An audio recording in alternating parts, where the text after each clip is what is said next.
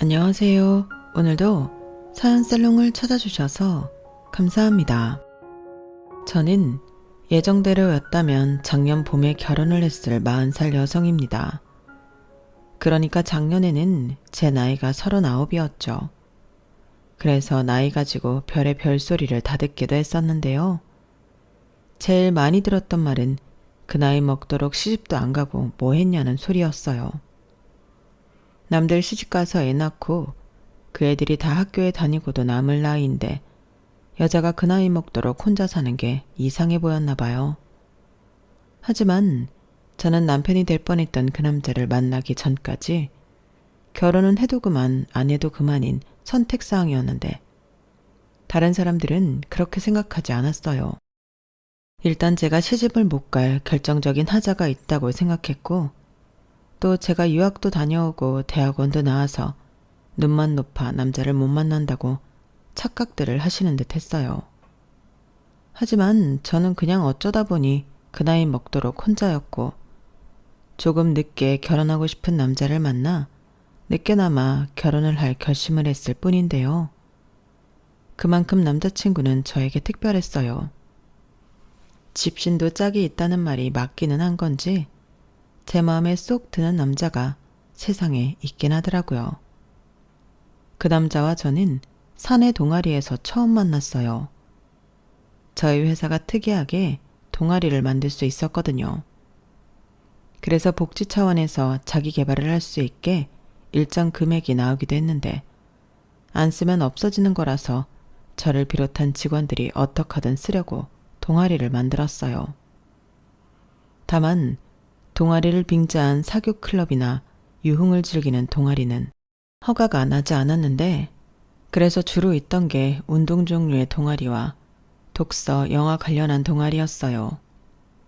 저는 그중에 영화 관련 동아리에 들어갔는데 유학 시절부터 영화 보기를 좋아했고 영화값도 많이 오른 지금 동아리를 들으면 영화값은 아낄 수 있어서 좋겠더라고요.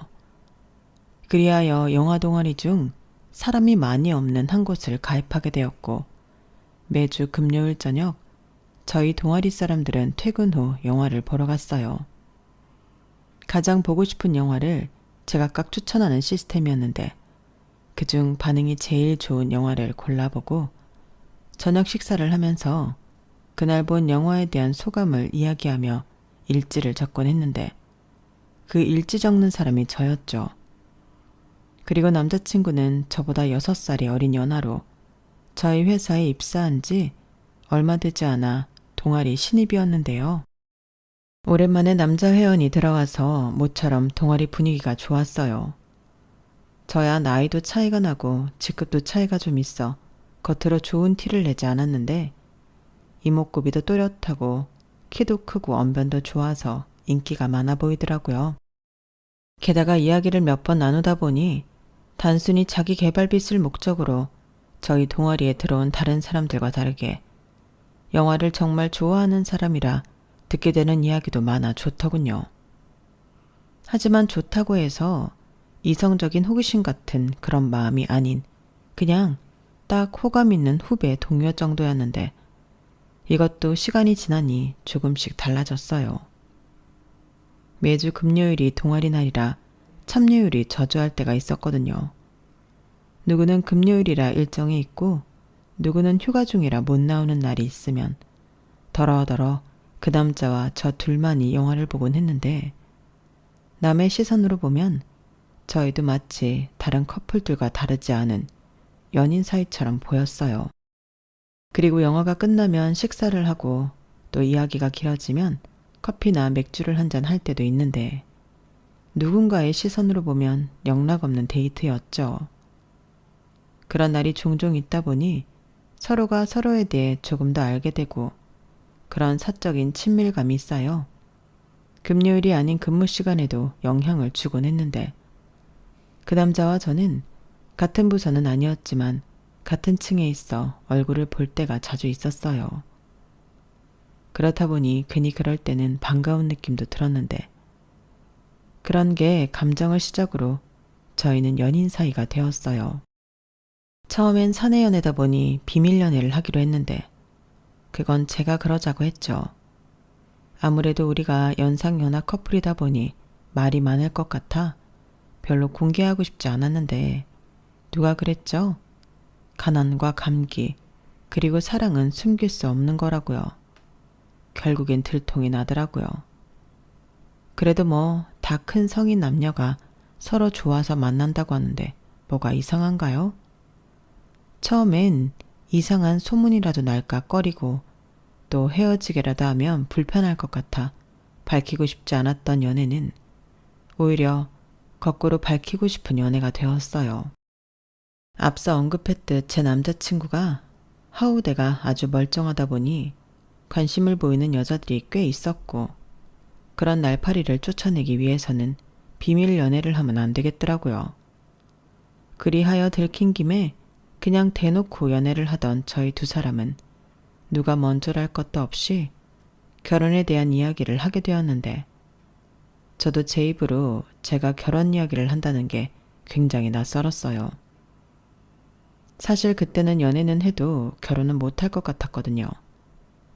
그건 당시 저와 함께 살던 저희 아빠도 마찬가지셨는데 그래서 제가 지금 만나는 남자랑 결혼까지 생각한다고 하니 깜짝 놀라셨어요. 뭐? 정말이야? 그놈도 너랑 결혼을 하겠대? 전에 6살 어리다고 했잖아. 그놈 지정신으로 하는 말 맞는 거지? 이렇게 약간 농담처럼 말씀하셨는데 그만큼 뜻밖의 말에 저희 아빠는 신나셨죠. 말로는 자기도 혼자라 외로운데 부녀가 둘이 같이 살면 좋다고 하셨지만 진짜 마음은 그게 아니었어요. 누구보다 나이 많은 딸을 얼른 시집 보내고 싶으셨는데 괜히 제가 신경 쓸까봐 말만 그렇게 하신 거였더라고요. 그러니 제가 데리고 온 예비사위를 참 많이 고마워하고 예뻐하셨는데 남자친구도 고맙게도 저희 아빠한테 참 잘해줘서 좋았어요. 저는 엄마가 안 계셔서 아빠랑 단 둘이 살았거든요. 엄마가 원래도 심장이 약해 고생을 많이 하셨는데 저를 낳고 상태가 많이 나빠지셨대요. 그래도 무리하지 않고 잘 관리해서 10년 넘게 잘 지냈었는데 제가 중학교를 졸업할 즈음 엄마는 끝내 저와 아빠를 두고 하늘나라로 떠나고 마셨어요. 그때를 생각하면 시간이 많이 지난 지금도 눈물이 날 것만 같은데 그때 아빠가 너무 많이 힘들어 하셨거든요. 제 기억 속의 아빠는 늘 엄마를 아내라기보다 딸처럼 대하셨어요. 보고만 있어도 예쁘고 뭘 해도 다 고마워하셨는데 그런 엄마를 잃었으니 아빠는 잠을 자지도 밥을 먹지도 못하고 말라가기만 했었죠. 그때 어린 마음에 아빠까지 잘못될까봐 참 많이 무서웠는데 그때 지금은 돌아가시고 안 계시지만 외할머니가 아빠에게 따끔하게 말씀하셨어요. 자네가 이러고 있으면 하늘에서 내 딸이 얼마나 마음 아파하겠나? 자식이 없는 사람도 아니고 자식도 있는 사람이 언제까지 이렇게 죽은 사람처럼 살 거야? 나는 자네가 이러고 있으면 너무 화가 나. 나는 자네보다 가슴이 더 찢어지네. 자식 잃은 내 속을 자네가 알아? 그래도 참고 손녀 보고 사는데 자네가 정신을 차려야지. 왜 이렇게 못나게 굴어? 이렇게 말씀하셨는데 자꾸 이렇게 정신줄 놓고 살면 할머니가 저를 데리고 가겠다고 하셨어요. 그리고는 당신 딸 따라 죽던지 산 송장처럼 살던지 알아서 하라고 하셨는데 저를 외할머니한테 보내는 건 싫었는지 아빠가 거짓말처럼 정신을 차리셨죠. 그리고 그때부터 아빠의 새로운 도전이 시작되었는데 그건 바로 살림이었어요.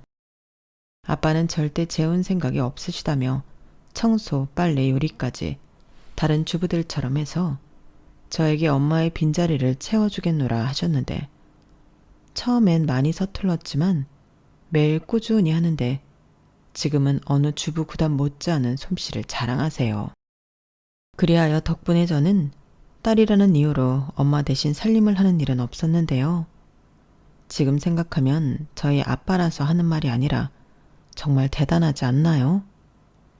요즘은 살림도 잘하고 요리도 잘하는 남자가 인기가 있는 세상이지만 그때는 남자가 살림을 한다고 하면 어디 할 짓이 없어서 여자들이라 하는 하찮은 짓을 하냐고 이상하게 보던 시절이었으니까요. 그런데 저희 아빠는 주변에서 그러든지 말든지 하나 신경 쓰지 않고 심지어 딸인 저에게도 일절 집안일을 하라고 하지 않으셨는데 그때마다 하신 말이 있었죠. 너는 하지 마. 이 다음에 크면 하기 싫어도 하고 살아야 해. 그러니까 아빠랑 살 동안은 쉬어. 이렇게 말씀을 하셨는데 당시에 아빠는 그 어린 딸이 이렇게 당신 곁에 오래 있을 거라고 생각하지 못하셨겠죠. 그런 아빠의 애틋한 사랑으로 저는 나이는 먹었어도 과일 껍질 하나 얇게 깎을 수 없는 노처녀가 되었는데 막상 결혼을 하려고 하니 그런 사소한 것들이 모두 흠이 되더군요. 뻔한 소리였죠. 어머어머? 너는 나이도 많은 게 어쩜 손이 야물지가 못하냐? 그 나이 먹도록 뭐 했어? 이래서 엄마 없이 자란 것들은 티가 나는 건데 아주 티가 팍팍 나네. 이런 말을 시어머니가 될 뻔했던 아주머니가 하셨는데 같은 말이라도 너무 기분 나쁜 거 있죠. 그러는 당신 딸도 할 줄 아는 거 하나도 없었는데 자기 딸 흠 있는 건 못 보고 남의 자식 흠만 열심히 찾던 아주머니셨어요. 제 결혼이 깨진 것도 바로 그 욕심 많던 아주머니 때문이었는데 세상엔 넓고 또라이는 많다는 말이 사실이더군요. 그 아주머니는 제가 본 사람 중에 가장 특이하고 별로인 사람이었거든요. 그리고 우리의 첫 만남은 그다지 유쾌하지 않았는데요. 사실 그때 제가 결혼을 한번 엎을 뻔하기도 했었죠. 왜냐하면 예비시댁에 처음 인사 갔을 때 예비 시어머니의 태도는 정말 말도 안 되는 무례함이었고 거기에 어이없게도 제 물건을 도난당했어요. 범인은 다름 아닌 예비 시어머니셨고요. 지금도 그때를 떠올리면 황당하다 못해 이상한 집구석임이 틀림없는데 사랑이 뭔지 저는 그저 놀라기만 했네요. 처음 예비시댁에 인사를 갔을 때 나름 신경을 많이 쓰잖아요. 예쁜 옷에 화장이나 머리도 신경 쓰고 그렇게 가게 된 시댁은 솔직히 좀 충격이었어요. 당시 남자친구는 따로 나와 살고 있었기에 남자친구가 사는 오피스텔은 종종 놀러를 갔었지만 본가는 처음이었어요. 그런데 본가가 아주 연식이 오래되어 보이는 빌라의 반지하였고 그것도 자가가 아닌 전세라고 하는데 말로는 남자친구 엄마 혼자 사는 집이니 주거 형태든 반지하든 옥탑이든 상관없다고 하셨어요. 오히려 당신은 밤에 일을 하고 아침에 들어와 잠을 자기 때문에 햇볕이 잘 안 드는 반지하가 더 좋다고 하기도 하셨는데 관리가 잘 안 된 반지하에 가보신 분은 아실 테지만 그 쾌쾌한 곰팡이 냄새 같은 것이 그 집에서 났어요. 그리고 그 집에서 예비 시어머니가 차려준 밥을 먹게 되었는데요. 상차림도 별로긴 했지만 시어머니 표정이 정말 많이 별로셨죠. 아우, 나는 인사 온다고 하길래 소고기라도 사올 줄 알았는데 기껏 가져온 게 과일 몇 개뿐이야? 왜? 나는 소고기 먹을 줄 모를까봐? 엄마, 왜 초면부터 화를 내고 그래? 드시고 싶으면 말씀을 하면 되지. 그럼 사왔을 텐데.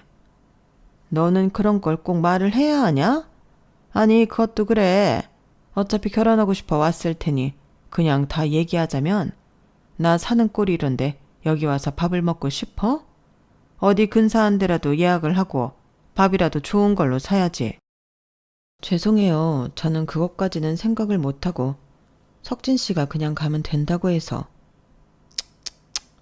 듣자 하니 나이도 우리 아들보다 훨씬 많던데 그렇게 생각이 없어? 그 나이 먹도록 그럼 뭐라고 산 거야? 네? 엄마, 그만 좀 해. 내가 이래서 엄마 안 보여주고 싶었던 거야. 근데 결혼은 혼자 하는 게 아니라서 참고 데려왔더니 왜 손님 대접을 이렇게 해? 손님? 제가 손님이니? 여기서 나한테 잘 보여야 할 사람이 누구야? 그리고 말이 나왔으니 하는 말인데 여자가 그 나이 먹도록 왜 시집을 못 갔을까? 무슨 문제 있는 거 아니니? 엄마, 정말 안 되겠다. 자기야 일어나. 괜히 데리고 왔네. 문제가 있지도 않지만 문제가 있어도 이런 나보다 더 심한 문제가 있겠어? 이런 행동들이 아들 창피하게 만드는 걸 왜 몰라? 뭐야 이놈아? 내가 너 혼자 키우느라 얼마나 쇠가 빠졌는데 그런 배은망덕한 말을 해. 너 대학 보내고 너 지금 사는 오피스텔 보증금도 반은 내가 냈어. 그거 내가 다 갚았잖아. 엄마가 뭐 그냥 빌려줬어? 이자까지 쳐서 빌려준 거잖아. 그리고 그거 핑계로 지금까지 나한테 생활비 50만 원씩 따박따박 받고 계시고. 아, 누가 들으면 50만 원이 500만 원인 줄 알겠다. 다들 자기 부모한테 그 정도는 하고 사는 거야. 네가 나 아니었으면 지금 이렇게 번듯하게 살 수나 있어? 나는 굶고 못 입고 자존심 다 버리고 살아도 내가 너 하나는 떳떳하게 살라고 그 고생을 했는데 너는 그 돈이 아깝냐? 누가 그 돈이 아깝대? 말이 나왔으니까 하는 말이잖아. 엄마가 먼저 시작했다고. 그리고 이럴 거면 아예 오지 말라고 하든지. 사람 앞에 두고 왜 그런 말을 해? 지금 보니까 네가 아주 저 애한테 목을 매고 있구나. 얘, 너 우리 아들 참냐? 나이 어린 남자라고 네 마음대로 하냐고. 그럴 리가요. 그리고 저도 솔직히 좋은 마음으로 인사드리러 왔는데 너무 당황스럽네요. 제가 석진 씨보다 나이가 많긴 하지만 생각하시는 것처럼 무슨 문제가 있어서 결혼을 못한 건 아니에요. 공부가 길었고 딱히 결혼을 해야 할 필요를 못 느껴서 안 한 거지. 오해는 하지 않으셨으면 좋겠습니다. 그리고 어머님이 저 별로 마음에 안 드시는 것 같으니까 결혼 얘기는 없던 걸로 할게요. 그래 그럼 듣던 중 반가운 소리네. 나도 나이 많은 며느리 보고 싶은 마음 쌀 한 톨만큼도 없었거든. 사람이 양심이 있어야지. 어디 마흔 코앞에 둔 여자가 6살이나 어린 남자를 탐내? 그럼 우리는 다시 보는 일 없는 걸로 할 테니 이만 남의 집에서 나가줬으면 좋겠네? 저는 제 발로 나오긴 했지만 마치 기분은 쫓겨난 기분이었어요. 그리고 남자친구는 미안하다며 저에게 사과하기 시작했고 자기는 자기 엄마랑 상관없이 결혼해도 된다고 저에게 예정대로 우리 결혼은 진행하자고 했는데 그때는 그럴 기분이 아니라서 싫다고 했죠. 그래서 남자친구 차가 아닌 택시를 타고 집에 가려고 하는데 그때 핸드백을 보니 열려있는 거예요. 저는 분명 핸드백을 닫아두었는데 열려있는 게 좀 이상하더라고요. 그러면서 묘하게 남의 손을 탄 것 같았는데 열어서 내용물을 확인하니 구입한 지 얼마 되지 않은 립스틱이 보이지 않았어요. 그게 나름 명품 브랜드에서 나온 제품으로 백화점에서 구입을 한 거였는데 아무리 뒤져도 없더라고요. 그리고 설마 하는 마음에 남자친구에게 말하고 그 집에 다시 가게 되었는데 제가 돌아올 줄 몰랐던 예비 시어머니가 제 립스틱을 꺼내서 자기 입술에 바르고 있었어요. 아주 타이밍도 딱이었죠.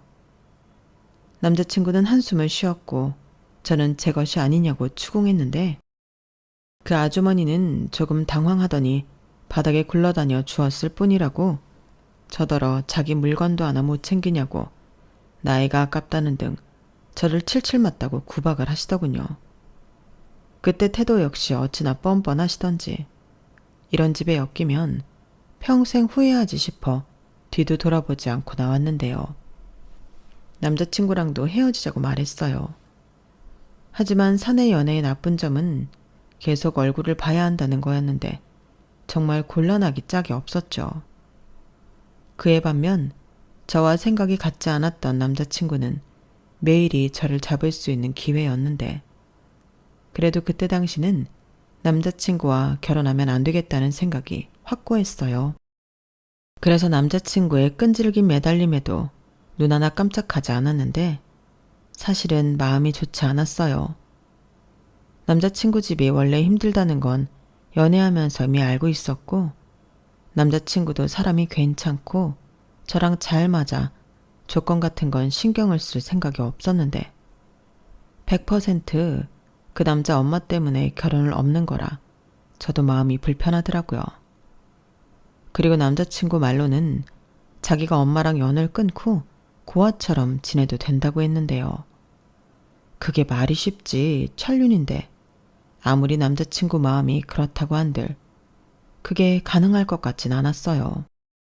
그런데 제가 아무리 노력해도 마음을 바꿀 것 같지 않자 남자친구는 그 후로 술만 마시며 지내는 듯 했는데 가끔 보는 얼굴도 말이 아니었어요. 들리는 소리에 회의만 하면 업무가 제대로 이루어지지 않아 공개적으로 망신을 당하기도 한다고 했는데 그것도 그냥 넘길 수가 없더라고요.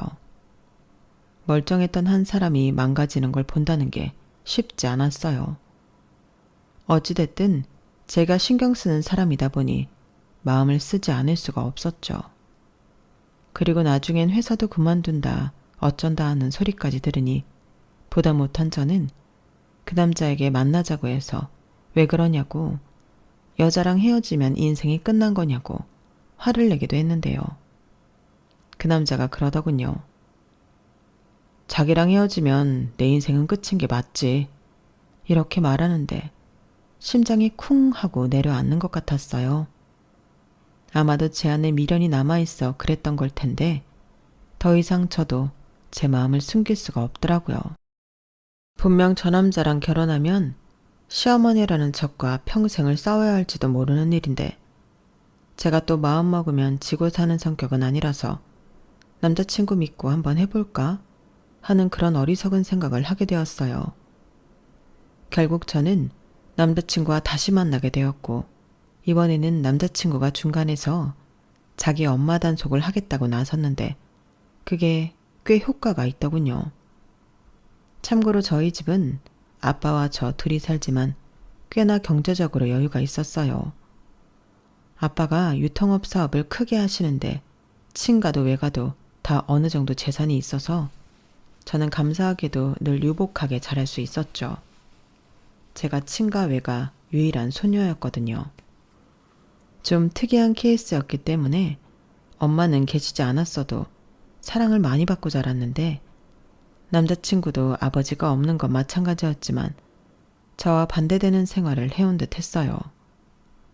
남자친구의 부모님은 이혼을 하셨는데 아버지가 여동생을 데리고 가셨고 자기는 엄마를 따라 왔다고 하더라고요. 보통은 반대인 경우가 많을 텐데 어머니와 여동생이 그걸 원했다고 했어요. 남자친구 말로는 여동생이 엄마를 무척 싫어했다고 했거든요.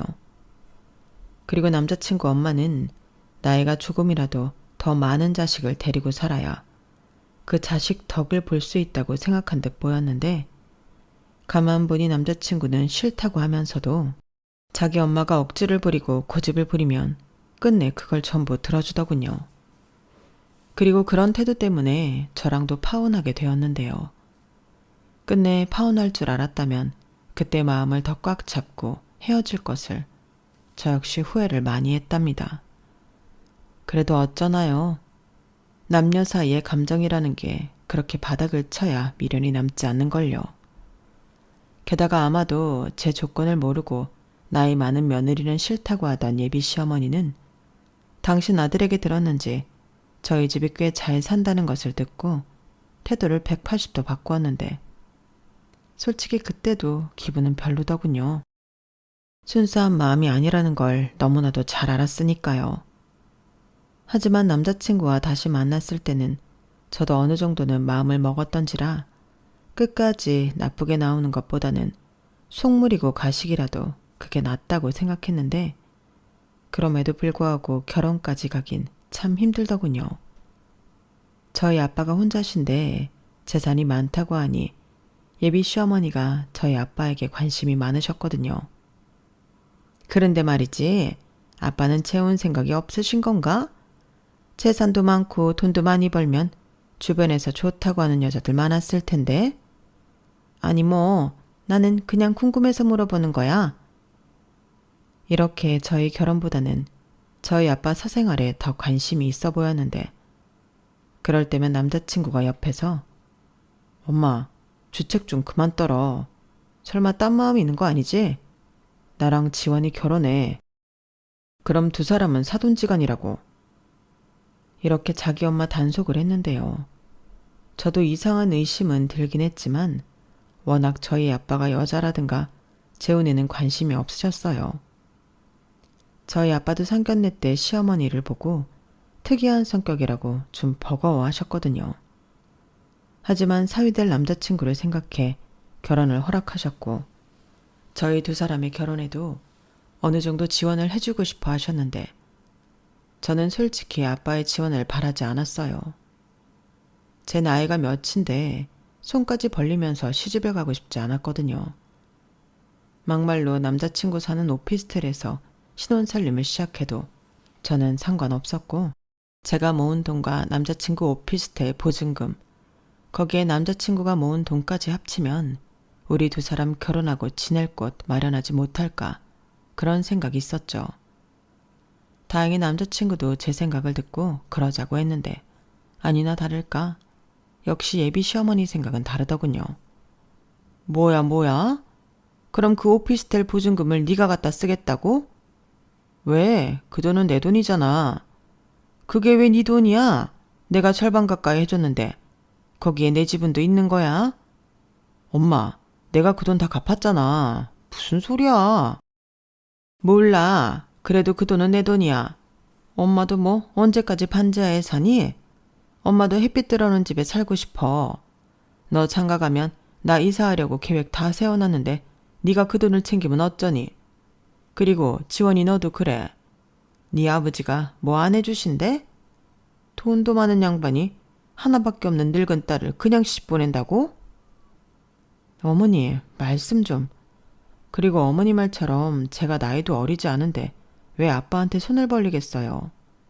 결혼은 저희 두 사람이 하는 거니 저희가 알아서 하는 게 맞죠. 하이고, 호강에 겨워 요강에 똥 싸지. 준다는 걸 마다하는 바보가 어딨니? 지금이라도 마음 바뀌었다고 달라고 해. 나 그 보증금 진짜 필요하다. 빚도 좀 갚아야 하고. 그 돈 없으면 곤란하단 말이야. 엄마가 무슨 빚이 있어. 엄마 또 나 몰래 화투 쳤어? 시끄러워. 화투는 취미야.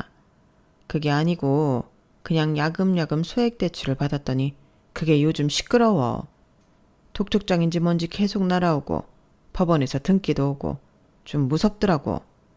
그러니 네가 네 오피스텔 보증금 통째로 주고 장가를 가든지 엄마 살 길 만들어줘. 엄마! 아니다. 내가 전에 생각은 좀 해봤거든. 지원이 너 사는 집이 평수가 좀 크다며. 맞지? 한 50평 된다고 했나? 네? 네. 근데 그 이야기를 왜 갑자기 하세요? 왜긴 혼자 그 넓은 집에 네 아버지가 사는 거잖아. 넌 그게 안 이상하니? 이참에 그럼 내가 거기 들어가 사는 건 어떠니? 서로 외로운 사람끼리 의지하고 친구도 하고. 뭐라고요? 엄마 지금 제정신으로 하는 말 아니지? 어딜 간다는 거야? 왜? 내가 뭐 이상한 말 했어? 너 보증금 필요하지. 나도 돈이 필요하지. 그리고 사돈은 혼잔데 혼자 넓은 집에서 살잖아. 그냥 한 집에 살면 니들도 왔다 갔다 할 것 없이 좋고. 지원이 너는 내가 네 아버지 챙기니까 좋지. 따지고 보면 나쁠 게 하나도 없는데 왜 나한테 뭐라고 해? 어머니, 아무리 그래도 이건 아니죠. 저희 아빠가 원하지도 않으실 거예요. 그거야 네가 잘 말씀드리면 되지. 남는 방이 있을 거 아니야. 내가 아는데 남자는 나이 먹을수록 옆에 누가 있어야 한다. 호랍이 티나는 거 순식간이야. 어머니! 저는 예비 시어머니의 말에 경악하고 말았어요. 예비 남편인 남자친구 역시 마찬가지였는데 어떻게 성별이 같은 것도 아닌데 혼자 있는 바깥 사돈 집에 들어가 사시겠다는 건지 그 발상이 기괴하더라고요. 그리고 당연히 불쾌했는데요. 그 아주머니 혼자 이게 왜 이상하냐고 이보다 합리적인 생각이 어딨냐고 저더러 음흉하다고 하셨어요. 자기는 순수한데 제가 생각하는 게 음흉하다고요. 하지만 어딜 봐서 그런 의도가 순수할까요? 저는 차마 저희 아빠한테 물어보고 싶지도 않았죠. 그러자 그 아주머니는 자기는 무조건 이사와 당신 앞에 딸린 빚을 해결해야 한다며 당신이 저희 친정에 들어가 사는 게 싫으면 저희 능력으로 당신의 요구사항을 들어달라고 하시더군요. 저는 그때 그냥 마음의 문을 닫기로 했습니다. 그렇게까지 해서 결혼하고 싶진 않았거든요. 그런데 제 앞에서는 저처럼 완강하게 자기 엄마한테 뭐라고 했던 남자친구는 저에게 자기가 사는 오피스텔 보증금을 자기 엄마한테 주고 우리가 친정에 들어가 저희 아빠와 같이 사는 게 어떻겠냐고 하는데 이건 또 무슨 망언인가 싶었어요. 제가 왜 결혼해서 남편까지 달고 친정에서 살아야 하죠? 그래서 그때 아무리 생각해도 우리는 결혼하면 안 될 것 같다고 이야기를 했어요. 다행히도 그때는 결혼 날짜는 잡았어도 식장 예약이나 집 계약 같은 건 하기 전이라 파혼을 한다고 해도 금전적인 손해를 볼 게 없었는데 지금이 아니면 안 되겠다는 생각이 들었죠. 그러자 남자친구는 또다시 매달렸는데요. 아무리 자기가 애걸복걸해도 이번은 절대 안 돼. 이게 말이 되는 소리야? 결혼이라는 게 우리가 같이 좋으려고 하는 거지. 자기 엄마 팔자 고쳐주려고 하는 게 아니잖아. 무슨 말을 그렇게 해. 우리 엄마가 무슨 팔자를 고쳐? 그 말은 우리 엄마는 평생 반지하에서 살아야 한다는 거야? 우리 엄마도 조금 더 나은 생활을 하고 싶은 마음을 가질 수도 있지. 그게 욕심이야? 누가 그게 욕심이래. 방법이 욕심이라는 거지. 자기 힘으로 자기 노력을 할 생각을 안 하고 남의 돈으로 자기 원하는 걸 하려고 하시잖아. 그야. 됐고 우리끼리 이렇게 싸울 필요가 뭐가 있어. 나는 미안하지만 이제 결혼하고 싶은 마음 1도 없어. 지난번에도 그렇지만 나는 자기 어머니랑 절대 안 맞는다니까? 결혼해서 이혼하는 것보다 아니다 싶을 때 파혼하는 게 낫지. 내 생각에 자기가 오피스텔 보증금 빼서 어머니 드리고 어머니랑 같이 이사해. 그게 낫겠다. 자기야, 그러지 말고 우리 미래지향적으로 생각해보자. 그래, 우리 엄마 발상이 좀 이상하지. 나도 그것까지 부정하는 건 아니야. 인정해. 근데 아버님도 내내 자기랑 같이 살다 혼자 그 넓은 집에서 지낼 거 생각하면 우리 엄마 말이 완전히 다 틀린 말은 아니야. 그렇다고 사돈인 우리 엄마가 들어가 사는 것도 말이 안 되지만 그러니까 우리가 들어가 살자고. 내가 아들 노릇 잘할게. 아버님이랑 주말에 등산도 하고 목욕탕도 가고 낚시도 가고 아버님이 아들 하나 있었으면 좋았겠다고 전에 말씀하셨단 말이야. 내가 그 아들 할 수 있어. 그래, 그런 생각은 고맙지. 근데 자기도 순수하지 않잖아. 우리가 꼭 아빠랑 같이 살아야 그런 걸 할 수 있어?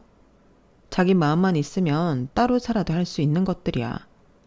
눈치 흐르지 말고 나는 절대 싫어. 자기는 이게 끝인 것 같아? 아니, 앞으로 살면서 더한 요구들 하실 거야. 그럼 그때마다 기함하고 싸워? 나는 싫다. 내가 싫다는데 어쩔 수 없는 거잖아. 자기야, 제발. 이제 와서 이러면 나는 어떡해. 나는 자기랑 결혼하고 싶단 말이야. 내 마음을 그렇게 몰라? 일단은 우리 엄마가 원하는 대로 해주고 내가 가운데서 선 그을게. 그러면 되잖아. 아니, 미안하지만 이제 못 믿겠어. 전에 내가 헤어지자고 했을 때 자기가 그랬지. 엄마랑 영 끊겠다고. 근데 이게 영 끊은 거야? 그래, 나도 이해는 했어. 부모 자식 간인데 그게 쉽냐고. 근데 지금 가운데서 선을 긋겠다고? 다더러 그걸 믿으라는 거야? 그때도 결국엔 어머니 원하는 대로 해드리자고 할 거야. 나는 예상되는 문제를 안고 멍청하게 희망만으로 자기랑 결혼할 수 없어. 저는 그때부터는 제가 마음을 단단히 먹어야 한다고 생각했어요. 조금이라도 틈을 보이면 남자친구가 가능성이 있다고 늘어질 것 같아 더 단호한 모습을 보이려 했는데요. 그래서 회사부터 옮기기로 마음먹었죠. 사실 한참 전부터 학교 선배가 오라고 하는 회사가 있었거든요. 지금 다니는 말도 안 되게 작은 회사지만 선배가 차린 회사는 비전이 저와 맞았고 제 생각에 발전 가능성도 많았어요. 하지만 선배 회사는 규모가 작다 보니 제가 다니고 있던 회사보다 위험 리스크가 많아 망설였는데 그때는 상황이 달랐죠. 그때 제 심정이 회사를 옮겨 정신없이 일에 빠져 살고 싶은 마음이 있었거든요. 게다가 혹시라도 선배 회사가 망한다고 해도 다시 재취업할 수 있는 자신감이 있었는데요. 그렇게 저는 선배에게 지금이라도 갈 수 있는지 연락을 했죠. 그러자 선배는 제 말에 반가워하며 당장이라도 오라고 했는데 제가 망설이는 사이에도 눈에 띄게 성장을 한 선배의 회사는 제가 먼저 제시하지도 않았는데 제 연봉을 지금 연봉이랑 맞춰주겠다고 먼저 제안했어요. 고마웠죠. 아무래도 일이라는 게 돈 벌자고 하는 건데 연봉도 중요하잖아요. 그래서 미련 없이 회사에 사직서를 냈고 저는 제 후임에게 인수인계를 신속하게 했어요. 하루라도 빨리 헤어진 남자친구를 안 보고 싶었거든요. 그리고 일부러 새벽같이 출근해서 오후 늦게 퇴근하며 그 남자랑 마주치지 않으려 노력했는데 그 남자도 그런 제 의도를 모르지 않는 것 같더군요. 처음에는 일부러 찾아와 사람을 곤란하게 하더니 제가 전과는 다르게 눈길도 주지 않고 무시를 하니 보는 눈도 있고 단념하는 것 같았어요. 그래서 그 기회를 놓칠세라 회사를 옮겼는데 속이 어찌나 후련하던지 이전과는 확연하게 달랐어요. 전에는 피하면서도 내내 마음이 좋지 않고 그 남자가 신경이 쓰이더니 그땐 아니었어요. 그리고 정말 정신없이 일만 했는데 회사가 작으니 일당 100이라고 제가 한 10사람 몫을 하는 것 같더라고요. 오죽하면 제가 선배에게 대표님, 이거 나 연봉 다시 책정해야 하는 거 아니에요? 전에 회사에서는 이렇게 바쁘지 않았는데? 라며 농담 반 진담 반 장난을 치기도 했는데 솔직히 좋았어요. 일이 많아도 재미있고 또 그게 회사의 즉각적인 성장에 도움이 되니 보람도 있어 좋았는데 지금은 작년에 비해 연봉도 더 받고 있네요. 선배이자 대표님 말로는 고마워서 더 주고 싶었다나요? 저야 고맙죠. 그리고 받은 만큼 해야 하기에 지금은 내 회사인 듯 정말 열일을 하고 있는데 당분간은 남자라느니 연애라느니 딴 생각하지 말고 일만 할 생각입니다. 저희 아빠는 제가 파혼의 상처 때문에 그러는 줄 알고 있지만 그건 아니에요. 다시금 결혼하고 싶은 그런 상대를 만난다면 그땐 다시 결혼에 대한 생각도 해볼 건데 아마도 가까운 시일은 아닐 것 같다는 거죠. 그렇잖아요. 사람에 대한 신뢰가 어느 정도 회복돼야 가능한 일이니 저는 당분간은 제가 하고 싶은 거 마음껏 하고 나이에 굴하지 않고 멋진 솔로 생활을 살아가고 싶습니다. 사실 이것도 누군가가 나타나 결혼을 한다면 다시는 못할 아쉬운 시간이잖아요.